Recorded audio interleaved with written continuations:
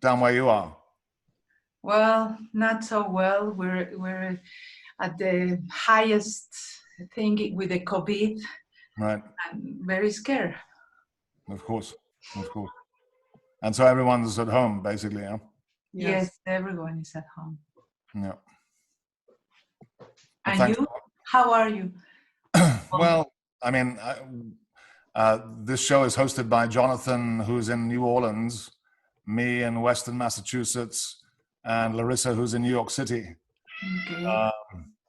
And so I can only speak from my point. It's still fairly light. We actually are one of the counties in Massachusetts with the lowest problem situation. And we're very lucky. We live in the country, in a rural area with more coyotes than human beings.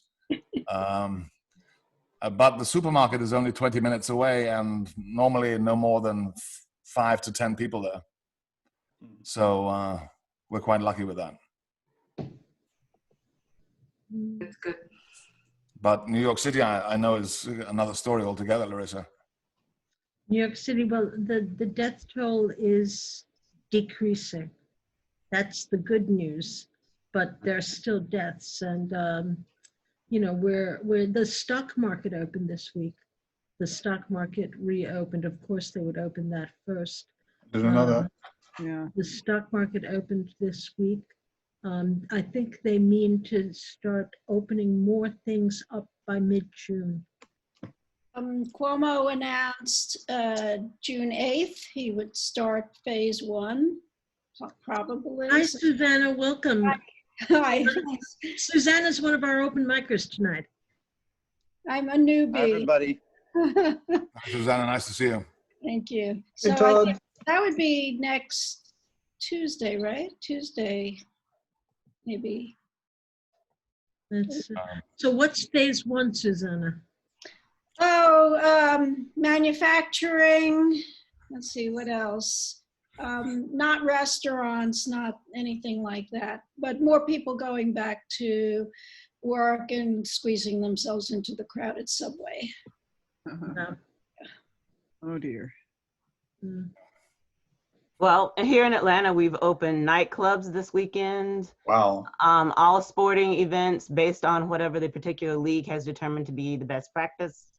What else is open now? You can have more than 25 people anywhere, provided you can maintain social distancing. I'm not sure how that's going to work at the nightclub, but here we are. Yeah, that's nonsense. The nightclubs, the bars, the only places that remain closed for whatever reason are music venues. And I can only think, I don't know, maybe they don't know they have music at the club and at the bar.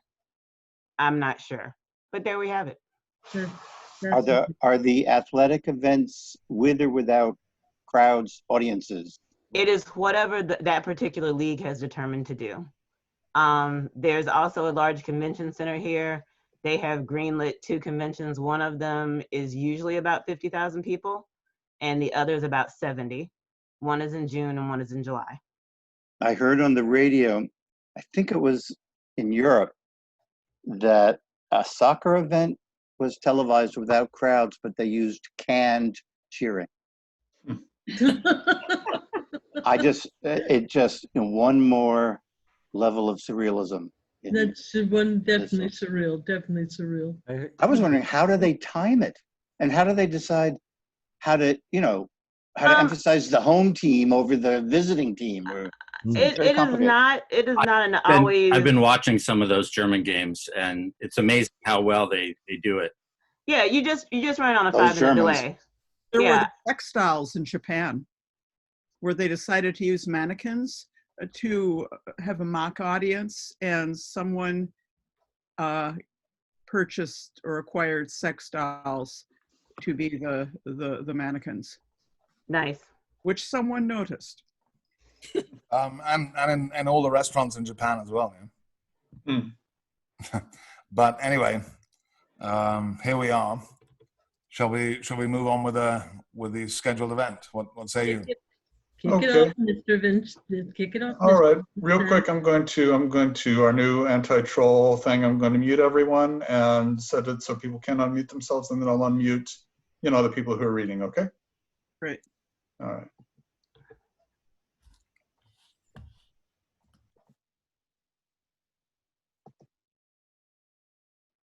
Mark's unmuted, Larissa's unmuted. And here we go. Here we go. Welcome everyone to this week's episode of Lit Balm. We are getting close to our first month of the literary anodyne. This evening we have a founders reading with myself, Larissa Shmailo, and Jonathan Penton reading a few of our poems, perhaps extrapolating on a few things to a light degree.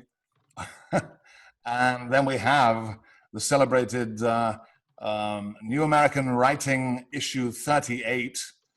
Paul Hoover is here with us. Maria Baranda is here with us. I'm not sure if Alexandra is here yet, but I'm sure she will show up soon.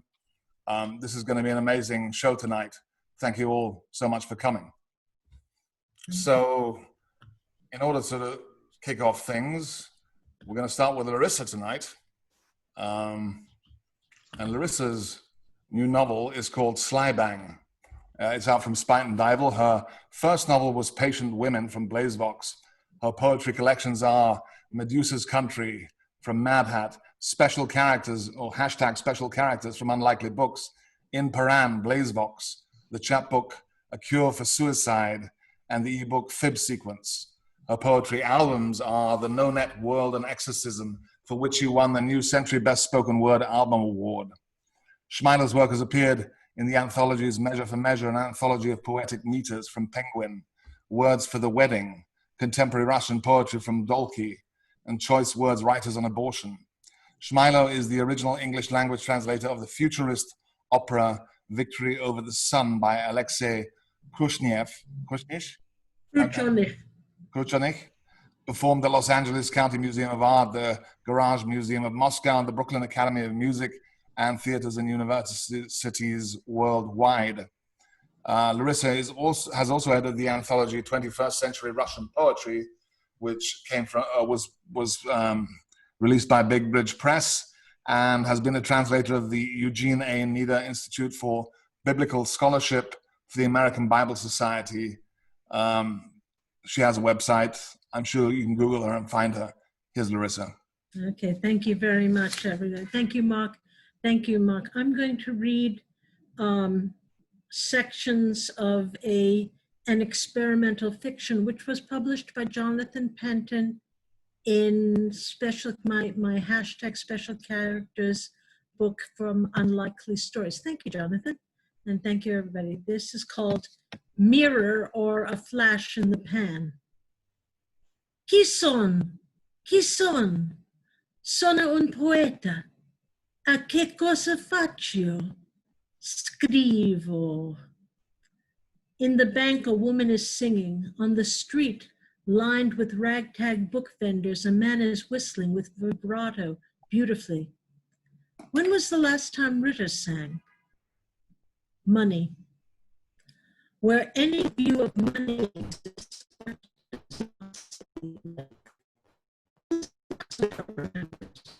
also understand how things really worked, visions and all. Now instead of Blake, there's Art Bucks. Instead of fearing the satanic mills, there's the factory. Somehow Ritter was happier before artists became entrepreneurs, before they started selling themselves on Facebook and LinkedIn. It was better before Art Bucks, before Warhol became everyone's role model. Well, everyone's role model except for the young factory sex kids he didn't pay. Perhaps, like an artistic army of Horatio Alger's artists with luck and pluck could embrace capitalism and prevail, forgetting that capitalism doesn't embrace too many people back.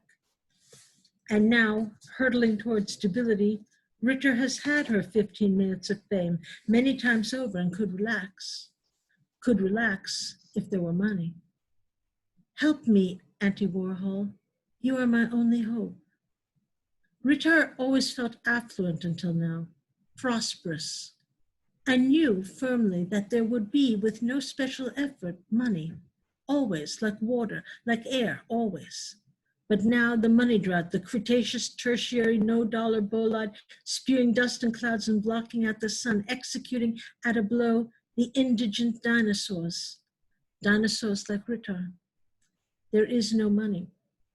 Ritter finds herself at another bottom.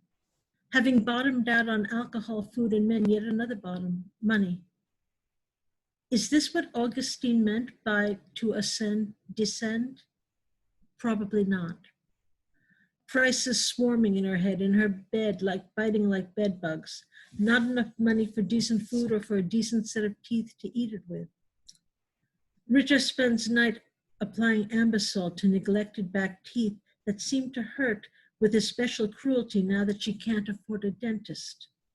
But the pain in the back teeth is manageable, even tolerable, compared to a mounting terror. The nightmarish, almost inevitable terror. Will Ritter be one of those people with a front tooth missing? Ritter cannot look such people in the face or the mouth. A back molar, a crown just fell out. Can the gap be seen? Security, comfort, joy, things of the past. Fuck Marianne Moore. That quote particularly, comfort is a poor thing compared to joy.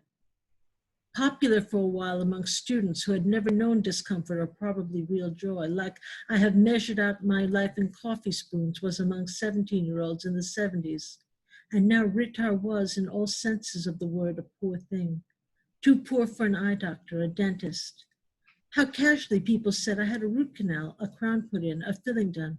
How easily they went to the chiropractor or said, I got a new pair of glasses, rich, well-to-do, comfortable. They believe Calvinistically that their state is of their own making and that poverty is something you bring on yourself.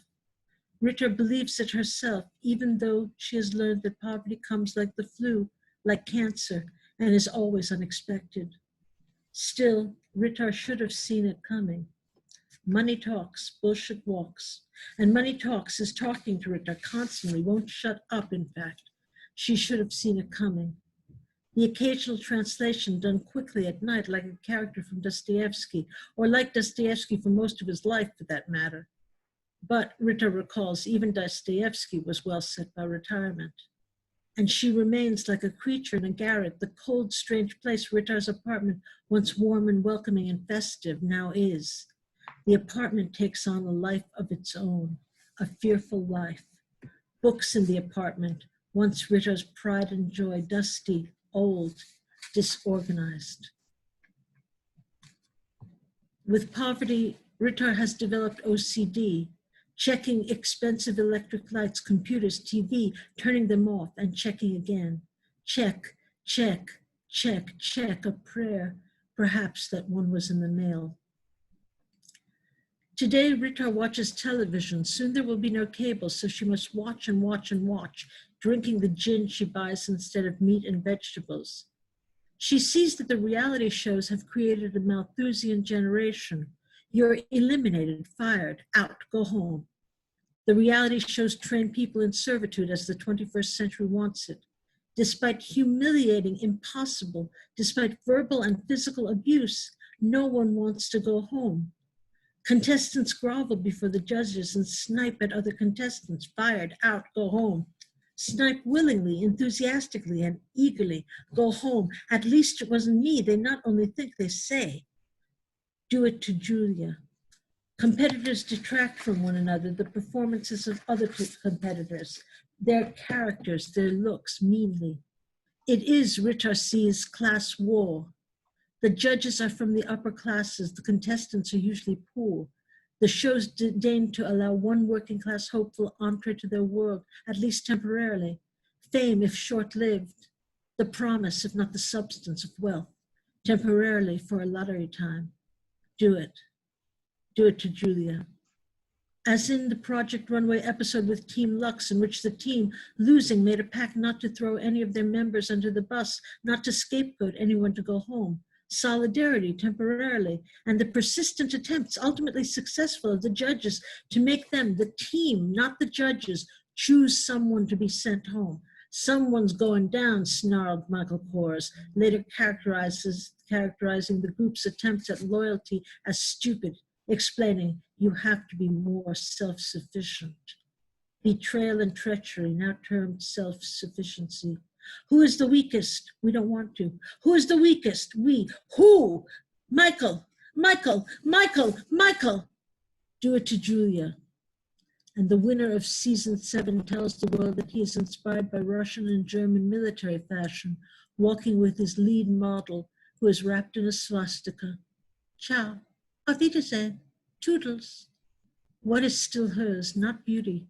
What can she hold on to? The safe and witty world of daring sex appearing safe, of Jane Austen. How fun it was to read the parodic Northanger Abbey. The safe and witty world with safe sex appearing daring, of Camille Paglia. How fun it was to read Break, Burn, Blow, Blow, Burn, Break, whatever. Pushkin, only a few poems, only one to be honest. I loved you once. Tolstoy, from a distance, like a moving locomotive, like a beloved ex. Stephen Daedalus's theory of Hamlet. Baudelaire's beauty, the slap in the face of the public taste. The movement toward death of vanishing point in the final Selah, the brilliant last 3 pages built by the whole book. Selah, for Ritter today, so long. What is left? Artists don't kill themselves because of their temperaments, Ritter realized. They kill themselves because they have no money. There is no order to her books anymore, random and randomly shelved. Ritter cries when she can't find Wittgenstein's Mistress. And David Foster Wallace is a suicide. And Ritter understands why the writing, the brilliant writing damned by an evil jest, not infinite, but recurring and eternal. What is art? Art is a reflection, an infection, a direction, an expression, a procession, an invention, a pretension. Art is the daughter of nature. Nature is the daughter of God. Art is God's grandchild. Not loved the way most grandparents love their grandkids. Art is a mother, a bitch. Ritter remembers when she was a wave, when she was a disturbance in space-time, when she was a Cambrian explosion of creativity. And now, Ritter takes the Darwinian concept of fitness personally as an insult. Her lack of adaptation to her environment, Darwinically damning. But what kind of people adapt, after all? Ritter used to believe anyone who adapted had sold their soul to do so. But now that the environment had rejected her, Ritter would be happy to adapt given the alternatives, these being madness or death. And madness, contrary to popular notions, is painful. And the canon against self-slaughter is not set by God, but by the agonies of poison, the pain of blades. A moment of hope, resume, resume. Could Parker have met start again? No, there are accents. So long. A last act, long thought, done fast. Last, fin. Thank you. Okay, it's my pleasure now to introduce Jonathan Penton. In 1998, Jonathan Penton founded unlikelystories.org. Since then, he has lent editorial and management assistance to a number of literary and artistic ventures, such as Mad Hat Inc. and Big Bridge. He has organized literary performances and performed himself in places like Arkansas, California, Chihuahua, Colorado, Florida, Georgia, Illinois, Louisiana, Massachusetts, New Mexico, New York, North Carolina, Ohio, Oregon, Texas, and Washington State and DC. His books are The Last Chap, Virgin Press, 2004, Blood and Salsa and Painting Rust, Unlikely Books, Prosthetic Gods, New Sins Press, Standards of Sedity, Lit Fest Press, and the free e-chap Backstories from Argotist ebooks. Jonathan, please take it away. Thank you, Larissa. Well, where do I go from where you've been, huh? All right.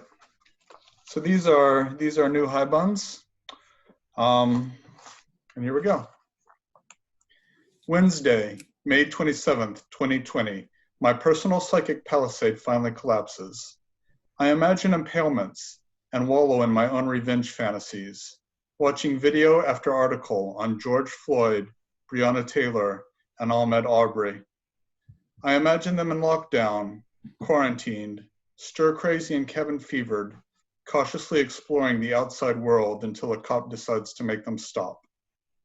I rewatch the gunfire, the chokeholds, the knee to the neck. I count the 100,000 dead of the Rona and wonder what it is Moloch wants. The bellicose air, thick with Rona and tear gas, lets no black man breathe.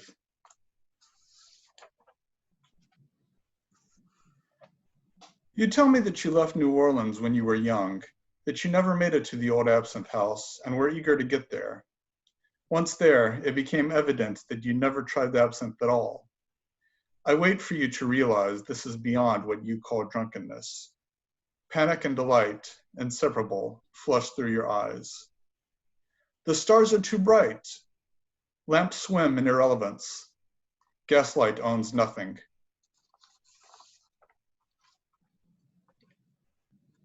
The Ozarks are barely bigger than foothills, but driving through them in midwinter is still hellish.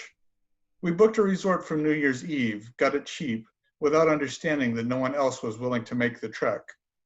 I turned off the radio as we rounded another impossible turn. You and the Catahoula became very quiet. My elbows popped, my nerves held together with thumbtacks and corkscrews. When we finally arrived, the hyperreal landscape enthralled our giddy eyesight, but the fear of the drive back pounded quietly in the back of my neck. Pink heart-shaped hot tubs, redbuds peering from packed snow, the dog running free. I tell you it's the oldest tree in Louisiana. I don't know that, but I do believe it. I do know it's the biggest, its branches the size of fir trunks, its trunk a metaphor unto itself. It is the reason Shakespeare coined the word gnarled. It is the reason modern women throw off their watches and embrace long-gone paganisms. There, you called me strong, and you meant it. I don't know if you still believe that. Oak and patio create their own baldachin, need metal supports. You tell me how your husband used to do it, how you like a firm grip on your wrists, how you like to be pressed into the floor. This is not trivial. I am larger than your husband, but you easily outweigh me. It is not trivial, but it is not difficult. I steer as you navigate. The destination is murky. No, the destination is invisible, as my mouth covers your pulsing tongue and your bare knees unbend.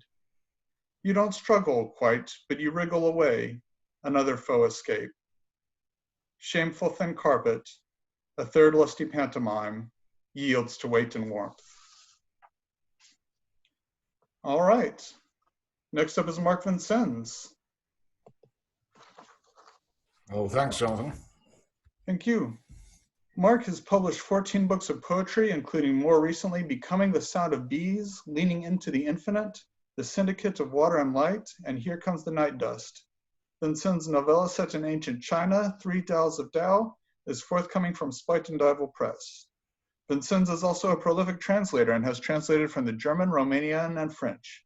He has published 10 books of translation, most recently Unexpected Development by award-winning Swiss poet and novelist Klaus Mertz, that's White Pine 2018, and which was a finalist for the 2016 Cliff Becker Book Prize in Translation. His poems have been published in many journals, including The Nation, Plowshares, the Los Angeles Review, World Literature Today, Raritan, and Plume. His work has received fellowships and grants from the Swiss Arts Council, the Literary Colloquium Berlin, the National Endowment for the Arts, and the Witterbiner Foundation for Poetry. He is editor and publisher of Mad Hat Press and publisher of New American Writing. Marc? Thank you, Jonathan. So, our special feature today is the New American Writing, issue 38. I see Paul, Maria, and Alexandria. We will be featuring them very shortly. I'm just going to read first two of the poems from the new issue of New American Writing, number 38. The first one's called To Discover Descartes. To discover the discarded, the forgotten, or once pervade, in part toxic. the heart of a word slithering towards small truths under a starry sky, and those 1,000 eyes of mammalian longing, to sleep among the scavengers and predators, but alive in the dark, obliterated in the pavilions of the insects, in the wake of pollen and fragrance, everything filled in and used, but barely used up. The sparkles that catch the light of the passing cars or trucks carting consciousness, or perhaps, more aptly, a self-consciousness edging toward the warmth of morning. Fantastic to feel how the earth grows back into itself, pushing itself back toward the past, toward the ocean, like a memory, transmuted, or a deep loneliness caving in on itself, where everything is water, where everything sinks. The brine, the gusts, a game of sea creatures. And the second poem, thank you, guys. And the second poem, a deathly quiet. A deathly quiet pervades the memory. A pause or pauses in succession, as if a frigid chill vibrates deep in the bones, as if a master of lies clasps his hands or rubs them against each other as brother clasping brother, a knowing hinted at, a reaping of dead skin cells. And then the illimitable silence that once was breaks, flies apart, as if the memory may only be an imagined past, or the word abused in context is nothing. So those two poems are from New American Writing, issue 38. And one more. And maybe one or two of you have my book, The Syndicate of Water and Light.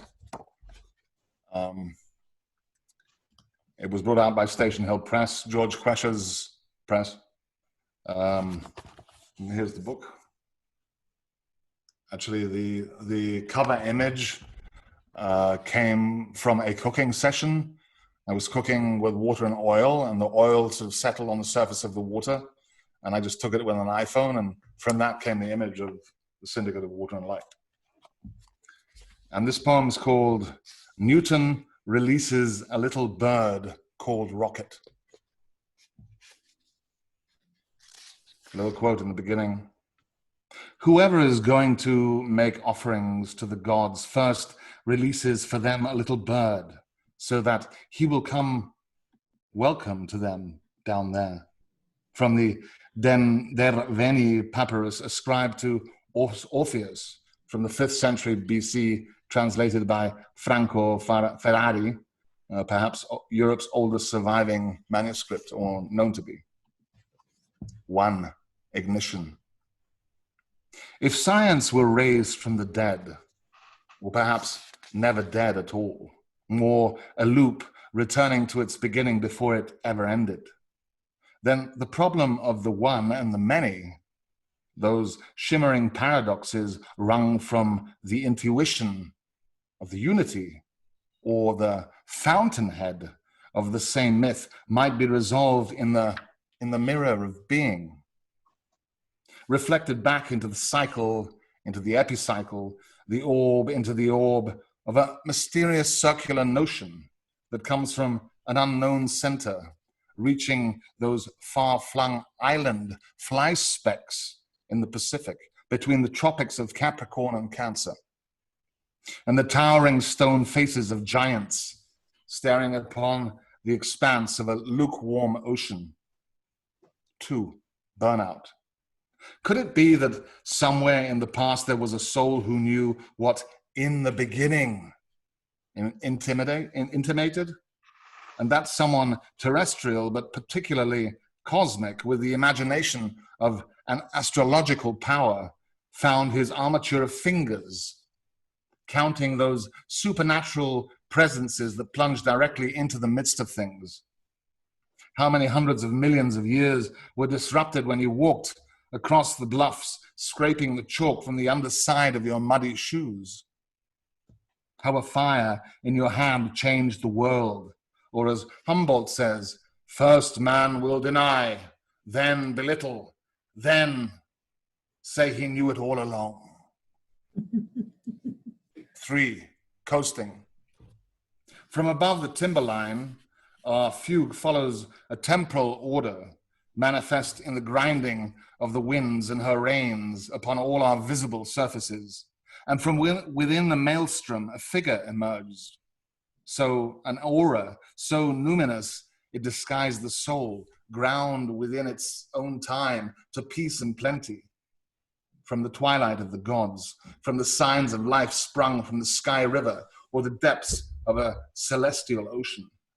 From the sidereal to the synodic, the wave of arms that constituted the histories, those who had come before in legend in the alternate spaces known as that dark universal force of an original sin, as if that might be the center of the thing.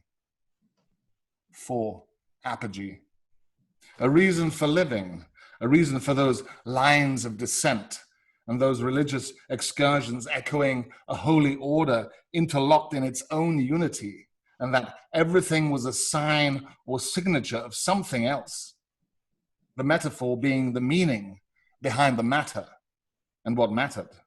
A code to be deciphered by those in the know.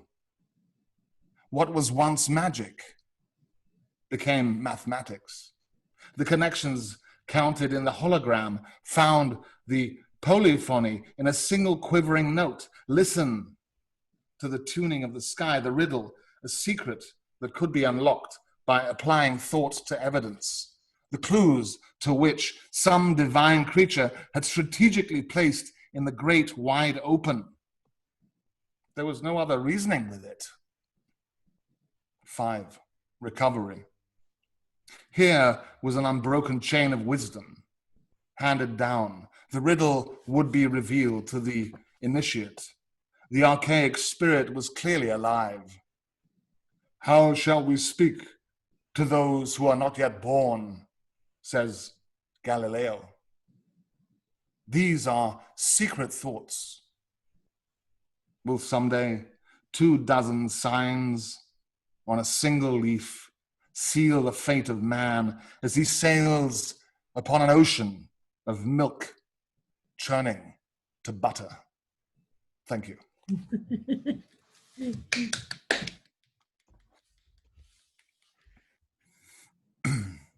All right. And now, anything to say, Larissa? Anything? I was just going to say thank you for that, Mark, and I was going to say we're so proud to have our features today.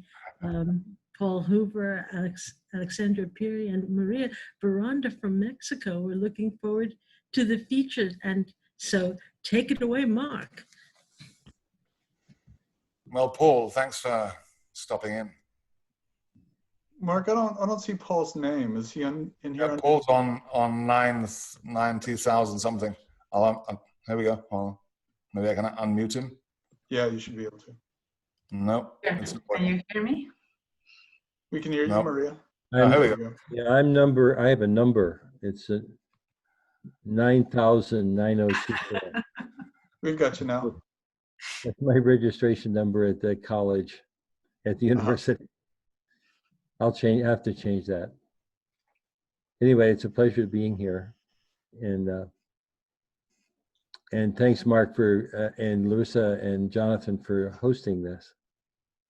Thank you, Paul. And thanks, Alexandria and Maria, also for being here.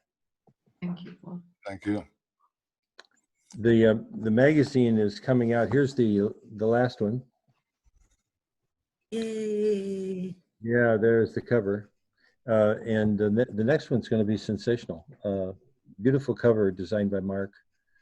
So that'll be coming out in about maybe a month, something like a month. So what should I do now, Mark? Well, I was going to ask you first tell us a little bit about the history of New American writing. Well, it started as a small press magazine called Oink, O-I-N-K, all capitals with an exclamation mark. And that ran 19 issues. And it started in 1971. It cost $1 an issue. It was stapled. Our big expense was buying a long arm stapler, so we could staple in the middle of the page. That was a triumvirate of young students, graduate students at the University of Illinois, Chicago.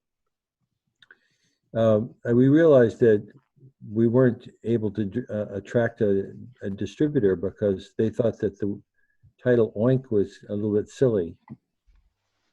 And so we made the bold move of changing it to something more sober, New American writing, publishing the same work.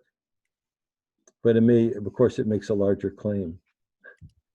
Maxine Chernoff was my co-editor, and she is no longer editing the magazine. She is busy with other things.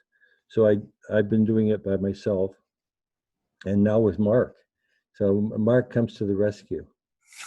Yes, good for you, Marc. Thanks so much. Thank you, Paul. Why don't you give us a couple of your poems? Okay. Well, do you want to maybe adjust the camera a little bit? We can't see your eyes. Well, I don't even know how to do that because. There you go. There you go. All right, that looks good.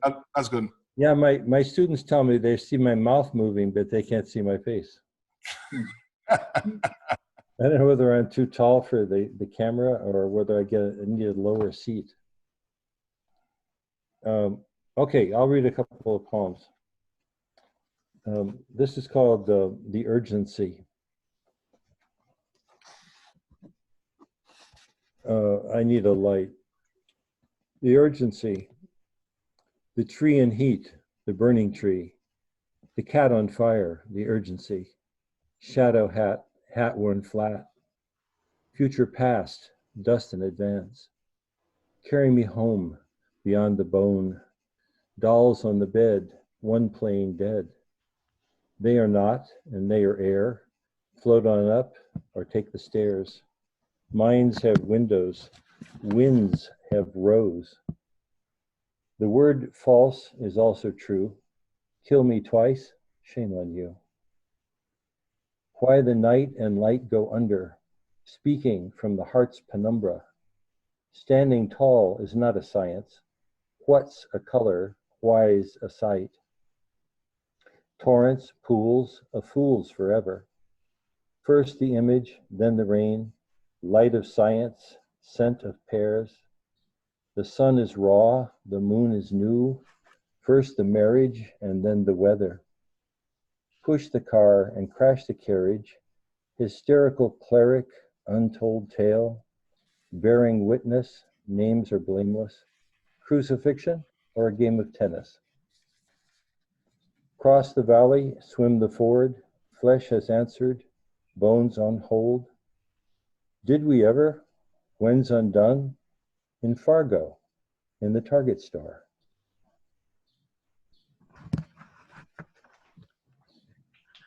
And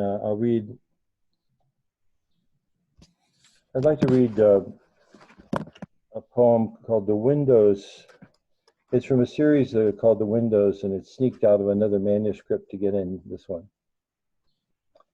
The Windows, speech-lit islands, as if islands could be lit by speech. As if for the first time you recognize the grass, its greenness uncanny in trying to be green. As if for the first time you open a letter that had fallen through the door, its message unique to you. Had you been, as perhaps you seemed, the neighbor, the one whose name was yours, who finally joined the army, had you in fact a country, a life to give, wife and family, as if for a while you could read the signs, remembered to unlearn how the wind feels exactly going up your spine, sense the wheat sinking into the ground nearby, the whiteness of milk, its mystical skirt uplifted, Miss Meat and Miss Gravy, as if the language were smudged with words, speech-lit islands, that don't submerge in meeting, as if light itself was never in doubt on the question of transcendence. Bees sing, bells ring in the ear's black window. You whisper to the glass its past in sand. Step back, please. A sentence is passing. Someone's calling. Someone's raining. Doors creaking contradictions. What bride is not disheveled by all the world's scissors? Makes shape shiftings. Been a long time since you wrote yourself in stone. Autolithographic. I seems to be alone. I suffers in a crowd, but not a yellow room in not a yellow town. Everyone's on loan, but someone here knows why nimble people cry. A bullet makes you die. And then there's you, absent, sometimes laughing, as if at last there was no non-journey across the whole word. What are you thinking, conjured of a god? Pears you'll never taste, lines not written. What you know you are, you'll never be again. That's two. That's two long poems. Thank you.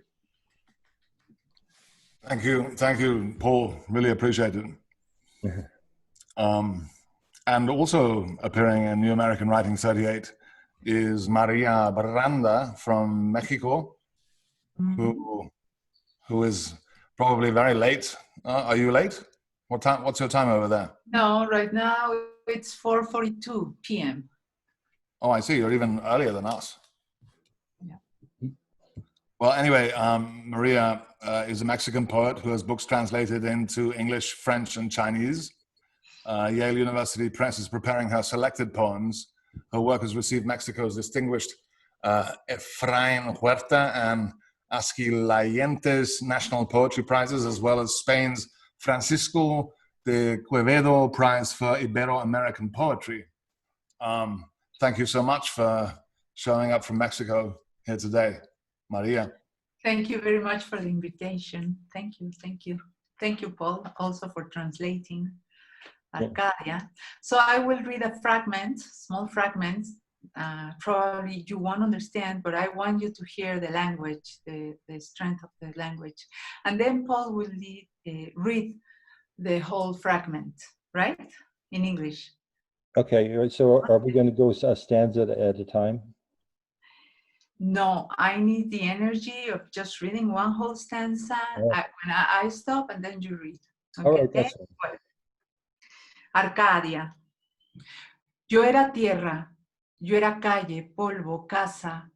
Yo era el padre y el hijo, la hija y la madre y el tiempo, el lodo y la sombra y su largo camino de madres. Yo era propia y rodeada como el fuego, veraz y fecunda en el olvido. Yo moría bajo la luz imperceptible de una tarde a finales de invierno. Fui mancha, fui polvo, fui grano de arena, insecto aplastado en el vidrio. Fui azogue, fruición, simulacro, circunstancia y vestigio. Vestigio y mareo en la nervadura de una frase, en la fría colocación de la palabra en el texto. Fui texto. Fui hembra parida en las palabras del cuerpo. Cuerpo comprobado y continuo. Cuerpo entero y sin saberlo. Cuerpo rodeado de sujeto, hundido. Cuerpo en el ojo, impreso. Cuerpo rodeado de sujeto, hundido. Cuerpo sellado al borde del cartílago. Cuerpo de mí, cuerpo de quién, cuerpo ciego, cuerpo en el descenso del infierno y en la apócrifa sal del paraíso. Cuerpo a las 3 de la tarde cayéndose de mi cara, máscara usada en las letras, chorreando capitolina y azarosa, inmóvil, sí, en la esquina, niña figurada en el verbo, en la sangre corriendo en las afueras de algo, en el principio de algo, en la cima imperfecta del ojo y el ojo puesto en la mano, despierta y reseca la mano que gira y abre, la sorda circunstancia, la espera de un principio, una fábula sigilosa en un lugar muy extraño. Okay. Paul? Thank you so much. Thank you. Fantastic. Do you want? Should I read around the same amount? Yeah, I would say so. That would probably be right. Claudia, I was earth, I was street, dust, home. I was the father and the son, the daughter and mother in time, the praise and the shade and its long road of mothers. I was my own and surrounded like fire, truthful, fecund in forgetfulness. I was dying beneath the imperceptible light in an afternoon at the end of winter. I was stained, I was dust, I was a grain of sand and the insect plastered to the glass. I was quicksilver, fruition, simulacrum, circumstance, and vestige. Vestige and dizziness and the nervation of a phrase. In the cold placement of the word in the text, I was text. I was female, given birth by the words of the body checked and continuous, body whole and without knowing, body surrounded by its subject, sunken, body in the eye, imprinted, body sealed at the edge of cartilage, body of mine, body of whom, blind body, body in the descent to hell and in the apocryphal salt of paradise, body at 3 p.m, falling off my face, worn mask and the syllables dripping, random and capitoline, immobile, yes, in the corner, girl figured in the verb, in the running blood at the outskirts of something, in the beginning of something, at the imperfect summit of the eye, and the eye placed in the hand, dry and awakened, the hand that turns and unlocks the deaf circumstance, the waiting for a beginning, a stealthy fable in a very strange place. All of eternity at 3 p.m, the world in a fixed point, at an exact minute, in the corner revealed by the light of dreams. Thank you. Thank you, Paul. Thank you. Muchas gracias, Paul. And next up, we have Alexandria Peary. Let me see. Let's make sure that you're unmuted. Alexandria serves as Poet Laureate of New Hampshire. She is the author of 6 books, including Control Bird Alt Delete, University of Iowa, Prolific Moment Theory and Practice of Mindfulness for Writing from Routledge, and The Water Draft from Spite and Duyvil. Her work has received the Iowa Poetry Prize, Slope Editions Book Prize, Joseph Langland Award from the Academy of American Poets. In addition to New American Writing, her poetry and creative nonfiction have appeared in journals, including the Yale Review, Gettysburg Review, Web Conjunctions, Boston Review, Denver Quarterly, North American Review, New England Review, and Barrow Street.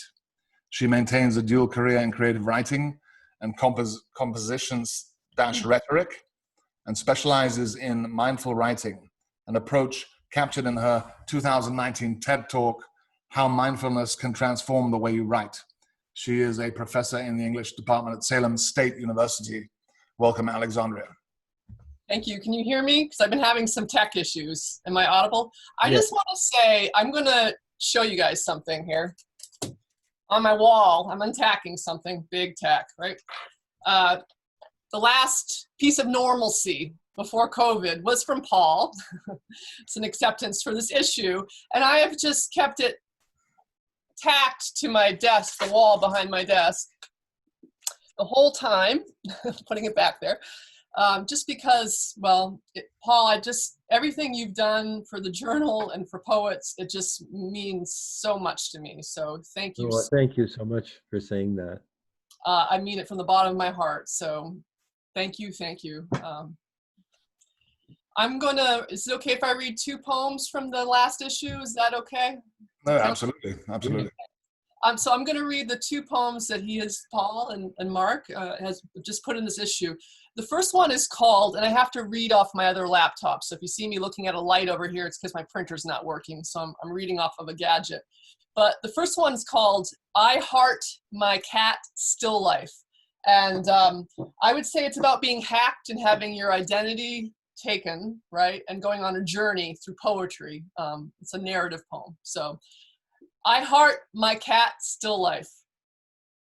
Heaped on a cut crystal sentence of average length, with 2 or 3 clauses, one independent and the rest dependent. The square fruit is an automatic or blue accent 2, with a repeated line from a disclaimer making window blinds lowered to prevent a migraine. What Kenneth Goldsmith said is, our screen world is merely a thin skin under which resides miles and miles of language, line command descriptions of systems unfurling, fonts unloading, and graphic packages decompressing. And the HTML under the floor is like a sinkhole beneath the basement. As I retype in bright January light Wallace Stevens's Sunday morning on my Dell laptop, coffee and oranges in a sunny chair, I reach for a bluish apple and take a bite when a mewing sound comes from the Persian rug covering the DOS startup text. It's kittens on the job, kittens with quarterbacks, kittens on the naked shoulders of firemen and policemen, kittens with priests. An adorable blue-eyed Siamese poses close to some basic sentences, like in an early reader. Script kitty plays with dust bunny. See script kitty run. What? So that kitten is clickbait? Throwing glances over its shoulder like grenades, pretty kitty runs straight to the door of the dark web, hidden behind a designer pillow on the wingback chair, guarded by a dozen dust bunnies carrying AK-47, actual kittens held for ransom by an army of bots. You have 4 hours to locate the nearest Bitcoin ATM. Your time starts now. Okay, Mr. Booming Movie Trailer Voice. None of this is what I had in mind when I typed coffee and oranges, though it's because I typed coffee and oranges that I'm running into a labyrinth of illicit desire and trade through the dream market for murder/mayhem as vendor editors shout kill rates, past the cliff cave system with holes marked elections and cyber marriages. Who would have guessed that a 20th century American poet stands above such darkness, such places of consequence? With seconds to spare, I avoid biblical punishments. For instance, a wreath of bees will exit from my mouth. My nephew's dorm room will catch on fire. A flash flood will claim my baby grand piano. What about Moore, Ashbery, Jane Miller, Jory Graham? Enter here, carrying the last 4 digits, your mother's maiden, employee identification, evil eye, crucifix, carved man, your belief in democracy, your Hail Mary, security questions, return policy, your order number, your code. Push aside that boulder of disclaimer. Okay, so for the second poem I'm going to read, it's a shorter poem, and this one is called Poem with Fruit Flies and Narrative Bees. Fruit flies land on the poem and change the poem, download content. Fruit flies are flecks of being and energy, shift the piece closer to pre-writing and propelling it hours ahead to editing, then send it back. The poem resting on a simple table near the open window of a line break. Because of drowsy proofreading moths and spell check wasps, fruit flies add voice to metallic fruit, softening the font. Fruit flies also add their 2 syllables, the voiceless sound of labiodental fricative, meaning the vocal cords do not vibrate. Unlike honeybees with pom-pom socks, like pocket-sized yellow dual language dictionaries, German bees, the Italian honeybee Apis mellifera ligusta, and Russian bees. Though it's a narrative bee who lures us into the story comb, phrase by phrase a maze. So a hornet or a mascot of a hornet, emerging from the margin on the left, bootlegs, a sweet, peachy part, a noun with hooks, causing fruit flies to land again and change the poem. Thank you. Thank you, Alexandria. And so, once again, thank you so much, Paul, Alexandria, Maria. This has been an amazing episode, and we're about to embark on our open mic portion of this episode, and I'm going to hand it over to Larissa. Okay, thank you. Thank you, Mark. And thanks once again to Paul Hoover and Maria Baranda and Alexandria Peary for a wonderful reading, and congratulations on issue 38 of New American Writing, an event we're all looking forward to when it comes to print. Thank you very much. So we have a special open mic tonight, but before we start, I'd like to invite you to visit us next week when we have a lively panel with Robert Archambault, Mark Scroggins, and Sally Connolly. Lively reading and commentary. Please join us. On June 13th, we have Patricia Spears-Jones, Richard Jeffrey Newman, and the lovely and talented Dean Costas, all wonderful poets. Please join us then. All right, we're going to start the open mic portion of our show, and we will be reading one poem each, and I will start with F.J. Bergman, who has a poem in New American Writing. F.J., would you grace us with that poem? Sure. The title is Blue World. The planet's vegetation was mostly blue under a yellow sky. Or was it illusionary blue? Trees or their analogs rose to form walls on each side of roads too smooth to be natural. Yet we marched toward ever more distant horizons, greening sunsets.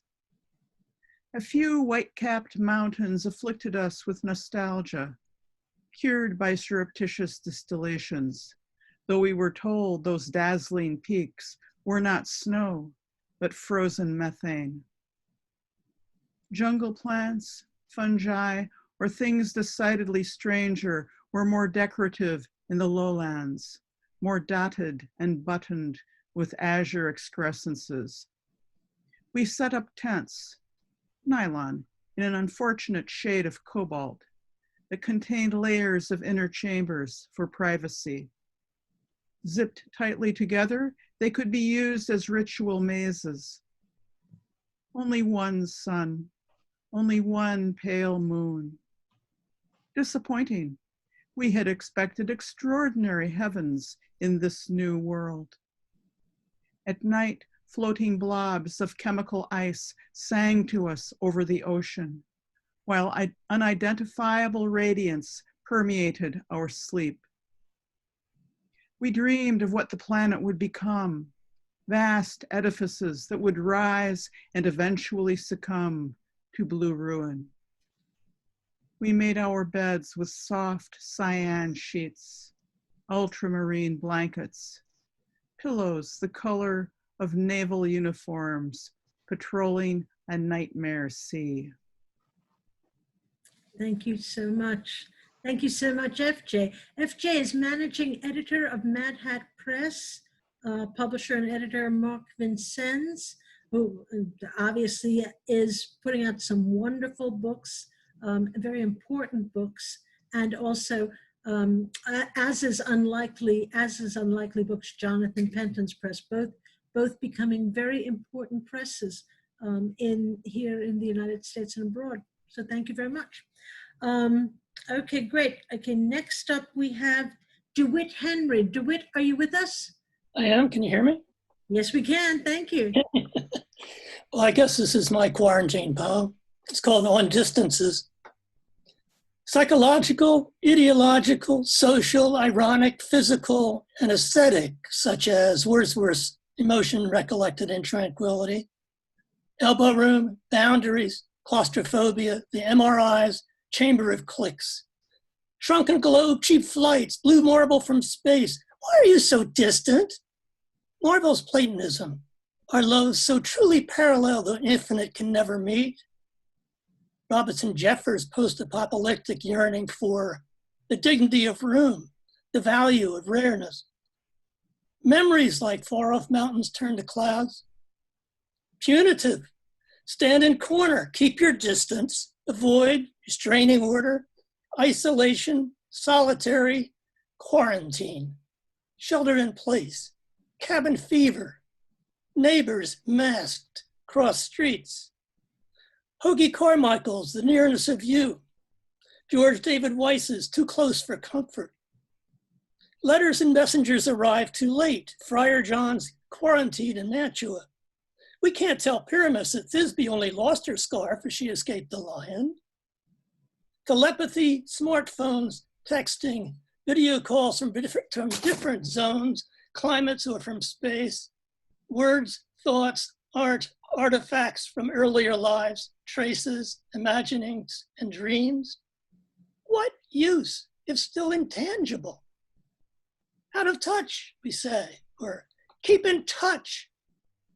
Binoculars may bring us closer or seem to, wrong ends farther.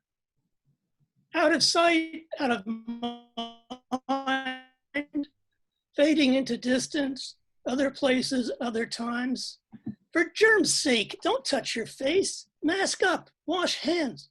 In less contagious times, closest others touched our faces, both present and immediate. Yet even barefaced, no one but the owner knew what thoughts and feelings lurked. I read my face with fingertips, blindly, or watch myself perform in mirror or on screen. We mug for our 10-month-old granddaughter on FaceTime. She breaks into grins and squeals in seeming recognition, keeping close. 2 months have passed since our last in-person visit, 3 hours each way depending on traffic, for the weight of her in arms. She's walking, even dancing now. Thanks. Thank you so much. Thank you so much, DeWitt. Lit Balm endeavors to bring a little balm in Gilead, a little literary relief to life in the pandemic. And thank you for contributing to that today, DeWitt. We appreciate it.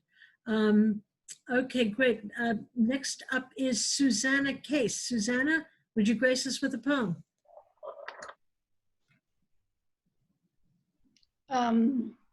Okay, I was trying to unmute myself. I'm going to read a poem. I'm very excited. My new book is officially launching on Monday, Dead Shark on the N Train. So I'm going to read a poem from that. And this is called Diva. And it's after Maria Callas. If you're forced to sing as a child and you hate it, you'll replace devotion to singing with love. If the man you love pushes you to retire from the world to serve only him, your talent just opens a hole in the earth for you to fall through. And if you're the chubby, ugly duckling as a child, in your mind, you'll always be the chubby, ugly duckling, even after you bring in piles of money, a public waiting online for days to hear you. Even when you lose so much weight, you stress your voice. You'll be the difficult one, the one who is gossiped about when the man you love isn't the man you married. If the man you love leaves you to woo the most famous woman in the world because she represents America, more refined, even thinner than you, you'll hole up in your apartment until he begs you to take him back, threatening to crash his Mercedes into your building if you won't. But if you've abdicated your power, agreeing to be the lesser wife, you don't have the only thing a man obsessed with power wants. It doesn't matter that you feel like a woman. He will disappear for weeks, forget to phone you, call you a cunt with a whistle in her throat. Still, you'll sneak in through the service entrance to see him one last time when he's dying. His canary, you'll call yourself, your voice cracking on the high C. Thank you. Thank you so much for joining us today, Susanna Case. Is Madeline Ardenberg in the house? No, Madeline? Do we have Alan Kleinman in the house? Don't see. Nope. Okay, let's go down the list. All right. I think that is, Mark, I think that is the end of our open mic. That's a wrap. What's that? That's a wrap. That's a wrap. Okay. This is the end of our show. Thank you for being here. Thanks so much.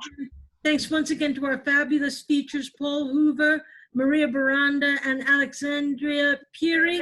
Wonderful show today. And thanks to all the open micers. Good night. See you next week. Good night. Good night. Cheers. Everyone. Thanks, Paul.